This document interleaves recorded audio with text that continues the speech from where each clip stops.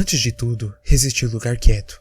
Era muito escuro e muito quieto, e tudo lá vivia parado. O lugar quieto tinha um rei muito malvado que roubava respirações e odiava tudo que não estava em seu reino. Todos os seres no lugar quieto viviam com medo e tristes.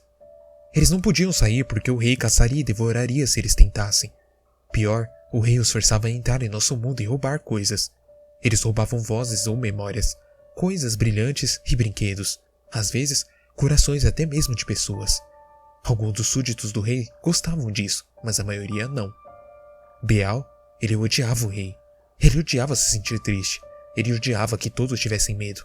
Porque mesmo que ele próprio nunca tivesse medo de nada, isso significava que ninguém brincaria com ele ou faria nada além do que o rei quisesse. Ele decidiu que a única maneira de resolver isso seria se tornando o rei.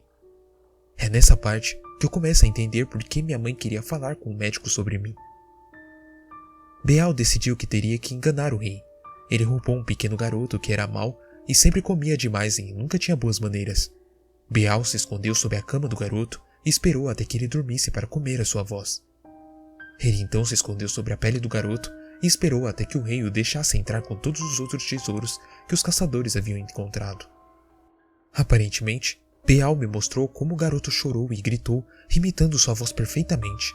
Mesmo quando ele me contou essa história, isso me fez chorar, e Beal precisou parar para que brincássemos de algo diferente.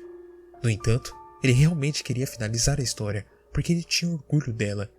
Então mais tarde, deixei que ele me contasse o resto. Quando o rei se moveu para devorar o garoto que era agora Beal, Beal fez seu movimento. Ele se entranhou entre as mandíbulas do tirano e esticou o braço até alcançar sua garganta.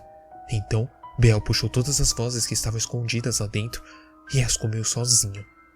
Depois de roubar esse poder, não foi difícil derrotar o rei. Ele disse que o velho rei começou a derreter e a se retorcer.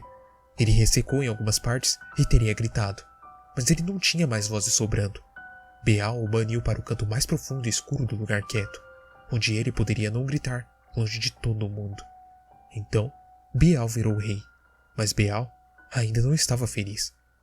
Muito embora ele tivesse todas as vozes do velho rei e todos tivessem que fazer o que ele mandasse agora, que ele era o rei, ele estava solitário. Ele se sentiu entediado. Tudo era sempre a mesma coisa no lugar quieto. E embora ele tivesse prometido às pessoas da sombra e todas as outras criaturas que nenhuma delas jamais teria que caçar por ele, ele estava se sentindo cada vez mais inquieto. Ele sentia todas as vozes dentro de si e se perguntou como novas vozes seriam. Então, ele começou a passear por nosso mundo. Primeiro, ele só roubava pedaços de vozes de vez em quando, enquanto as pessoas dormiam. Ele se escondia sobre as camas ou entrava pelas janelas se não houvesse luz da lua. As pessoas só acordavam com dores de garganta e sonhos ruins, então ninguém se machucava de verdade. Infelizmente, isso só fez ficar mais faminto. Quanto mais tempo passava, mais infeliz ele se sentia com um só gostinho. Ele pensou em roubar vozes inteiras exatamente como o rei malvado havia feito. Foi assim que nós nos conhecemos. Uma noite eu acordei porque alguém havia dito meu nome. O quarto estava escuro e bem quieto, porque ele trouxe o silêncio consigo. Ao lado da minha cama estava Beal. Ele era bem assustador, mas ele também parecia triste.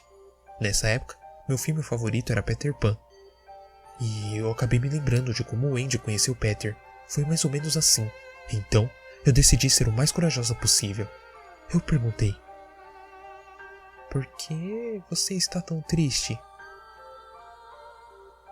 Porque eu quero comer sua voz." Ele respondeu. Eu disse a ele que ele não podia fazer isso, porque eu estava usando-a. Ele disse que sabia que eu estava. Ele me ouviu cantando para os meus animais de pelúcia e ele gostou bastante. Eu disse que se ele não comesse minha voz, eu cantaria para ele também. Isso nunca havia ocorrido a ele, e ele decidiu pensar a respeito. Enquanto pensava, nós fizemos uma cabana com os meus lençóis. Ele gostou tanto disso que decidiu deixar que eu mantivesse a minha voz e me visitar para brincar às vezes. Foi assim que nos tornamos amigos. Ele me trazia histórias de suas aventuras e eu cantava para ele e nós brincávamos. Então, acho que isso é um começo. Acho que posso falar sobre Beal e o lugar escuro. Essa história é basicamente uma história emotiva de uma garotinha. E muito mais. Bom, a próxima parte da história eu contei para minha mãe porque eu não parava de ter pesadelos.